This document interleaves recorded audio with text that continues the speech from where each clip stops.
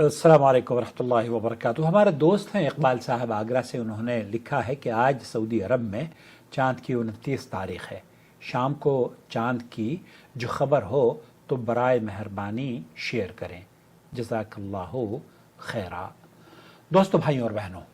आज शाम सिर्फ एक चांद का फैसला नहीं होगा बल्कि पूरे नए हिजरी साल की बुनियाद या नए हिजरी साल मुहर्रम और आशूरा की तारीखों का तयन भी किया जाएगा। आज पीर का दिन 15 जून सन 2026 को दुनिया भर में मुहर्रमुल हराम सन 1448 हिजरी के चांद की रुयत का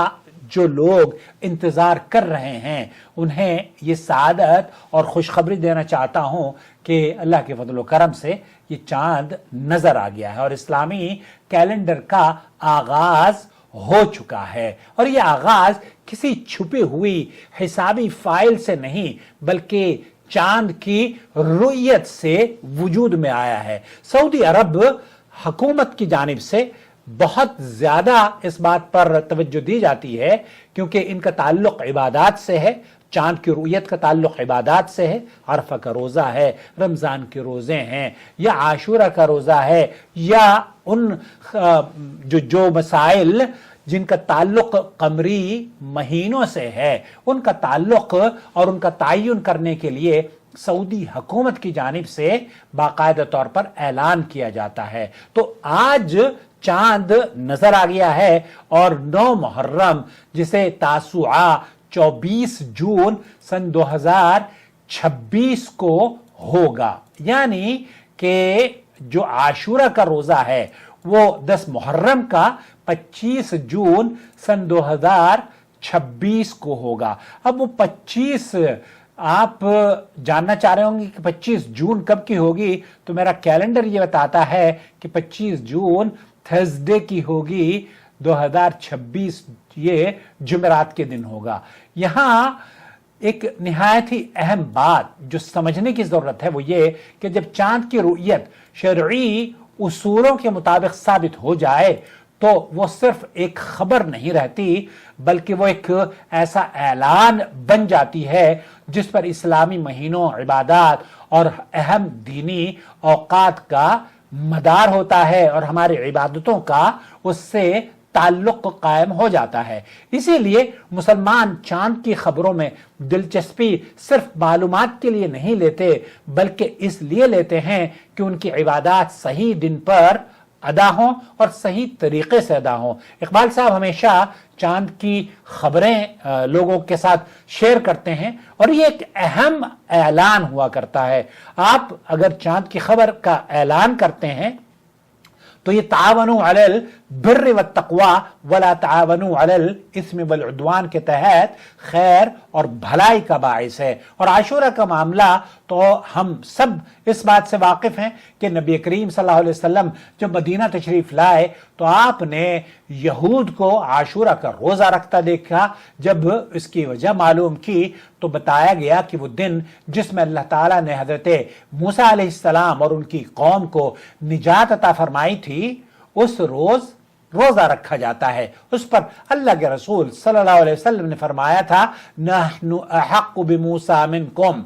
ये सहीहैन के अंदर ये रिवायात मौजूद हैं, हम मूसा अलैहिस्सलाम के तुमसे ज्यादा हकदार हैं। यहां एक बात सहन नशीन फरमा लीजिए कि सिर्फ काला लिबास पहनना और उसे मातम का महीना करार दे देना ये इस्लामी तरीकाकार नहीं है। इस्लामी तरीक़ाकार ये है कि ये आपका माह मुहर्रम का महीना खुशियों, नुसरत और कामयाबियों का महीना है। अल्लाह की रजा और उसकी खुशनुदी हासिल करने का महीना है। हजरत मूसा अलैहिस्सलाम की निजात का दिन एक ही था और वो कामयाबी का दिन कौन सा था, अगर आप इसका तयन करने में कामयाब हो जाएं तो आपको अजर भी अल्लाह रब्बुल आलमीन के यहां अता किया जाएगा। वो दिन एक था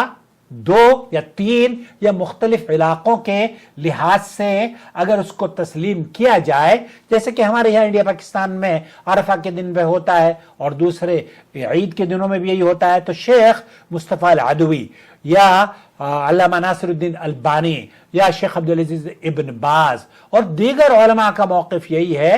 کہ آپ اگر شرعی رؤیت ثابت ہو جائے تو شرعی رؤیت ثابت اگر ہو گئی، اعلان آپ تک پہنچ گیا، تو اس اعلان کو دوسروں کے ساتھ نشر کیجئے، یہ کار خیر اور کار ثواب ہوگا۔ لیکن اگر آپ صرف یہ خبر روزہ اور اس سے جڑے ہوئے جو احکامات ہیں ان پر بھی عمل کریں گے تو یہ نور علی نور، ایک تیر سے دو شکار ہو جائیں گے کہ آپ نے ایک تو خبر بھی پہنچا دی، دوسرے لوگوں کو آپ نے یہ بھی بتا دیا کہ عاشورہ کا دن اس دن ہے، اور مکہ مکرمہ میں چونکہ شیخ مصطفیٰ العدوی کہتے ہیں کہ مکہ مکرمہ میں ہر سال ہر مہینے چاند کو دیکھنے کا اہتمام کیا جاتا ہے، باقاعدہ کمیٹیاں بیٹھتی ہیں، باقاعدہ طور پر ججز اعلان کرتے ہیں، اور حکومت کی طرف سے جامعۃ ام القری یا ام القری کیلنڈر کے توسط سے پوری دنیا میں اس کے اعتراض کرنے، اس پر نکیر کرنے والے بہت سارے ادھر ادھر بیٹھے ہوئے ہیں جو کہ سعودی عرب کی کسی بھی مسئلے سے اس لیے متفق نہیں ہوتے کیونکہ انہیں اپنا گریباں چاک وہاں نظر آ رہا ہوتا ہے۔ تو بہرحال اس سے قطع نظر کہ وہ کیا اپنے بارے میں سمجھتے ہیں اور کس طریقے سے سعودی عرب کے علماء اور مشائخ کے فتاوی جات کو اور یہاں کے فیصلے کو لیتے ہیں، اس پر بحث پھر کسی روز کریں گے۔ لیکن ہمارے لیے حجت یہ ہے کہ اللہ کے رسول صلی اللہ علیہ وسلم نے جب صوموا لرؤیتہ وافطروا لرؤیتہ، اور جب شیخ مصطفیٰ العدوی ہیں اور علامہ ناصر الدین البانی ہیں، وہ یہ کہتے ہیں کہ اس زمانے میں چاند کی خبروں کا تبادلہ بڑی تاخیر سے ہوا کرتا تھا، کئی ہفتے کئی مہینے لگ جاتے تھے۔ آج تو اقبال صاحب آج ہی 15 جون کو پوچھ رہے ہیں اور 15 جون کو ہی ان کو جواب بھی مل گیا ہے، ایک سیکنڈ میں آپ کے پاس جواب آ جاتا ہے۔ تو اب کیا کوئی شرعی عذر ہے آپ کے پاس کہ نہیں جناب میں 25 کو نہ رکھ کر اپنے، چونکہ میرے ابھی ہوا کیا ہے پچھلے دنوں بہت سے لوگوں نے چاند دیکھ لیا انڈیا پاکستان میں، اب ان کو یہ ایک تو یہ بدعتی کہنا شروع کر دیا۔ آپ کی رائے سے اگر کوئی اختلاف کرتا ہے تو آپ اسے بدعتی اور گمراہ کہہ دیتے ہیں، یہ دراصل صحیح طریقہ نہیں ہے۔ صحیح طریقہ یہ ہونا چاہیے کہ شیخ عبدالعزیز بن باز اور اکثر اہل علم کا موقف یہ ہے کہ اگر مکہ مکرمہ کی یا سعودی عرب کی رؤیت کو آپ تسلیم کر لیتے ہیں تو یہ زیادہ اچھا ہے۔ آپ کے گاؤں کا چاند اگر نظر آ گیا تو وہ خبر شاید آپ کو بعد میں پہنچے، سعودی عرب کی اطلاع آپ کو پہلے پہنچ جائے گی۔ تو اس لیے جب اطلاع پہنچ جائے اور چاند کا آغاز صحیح طور پر ہوا ہے اور رؤیت ہلال گواہ اور شواہد کی بنیاد پر اعلان سعودی عرب کر رہا ہے، تو ایسے صورت میں پھر بہتر یہ ہے، اللہ شیخ ابن باز، علامہ البانی اور دیگر اہل علم کا موقف یہ ہے کہ بہتر یہ ہے، افضل یہ ہے کہ اس رؤیت کو جو شرعی اعتبار سے مکمل شواہد کے ساتھ آپ تک پہنچائی گئی ہے اس پر عمل کر لیجئے۔ اللہ رب العالمین سے دعا ہے کہ اللہ تعالی ہماری حفاظت فرمائے، اہل خانہ، والدین، پڑوسیوں اور مسلمانوں کے اللہ تعالی ہمیں حقوق ادا کرنے والا بنائے، دلوں میں نفرت کی بجائے ایک دوسرے کی خیرخواہی پیدا کرنے والا بنائے، اور اپنے آپ سے یہ سوال کیجئے گا کہ اگر یہ میری زندگی کا آخری سال ہو تو کیا میں بدلنا چاہوں گا؟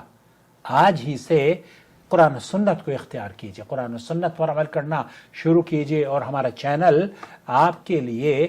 قرآن و سنت، سعودی عرب کے علماء اور مشائخ کے فتاوی جات اردو زبان میں، آسان زبان میں آپ کی خدمت میں پیش کرتا ہے، اور احسان لوگوں کے اوپر کیجئے، کیوں؟ ان اللہ یحب المحسنین، بے شک اللہ احسان کرنے والوں سے محبت کرتا ہے۔ اپنی عبادات میں احسان، اپنے اخلاق میں احسان، اپنے معاملات میں احسان، اپنے والدین کے ساتھ احسان، اپنے بچوں کے ساتھ احسان، اپنے پڑوسیوں اور مسلمانوں کے ساتھ احسان، اپنوں اور غیروں سب کے ساتھ، چاہے مسلمان ہو یا غیر مسلم انسان ہو یا جانور، سب کے ساتھ حسن سلوک سے پیش آئیے۔ تقبل اللہ منا ومنکم صالح الاعمال۔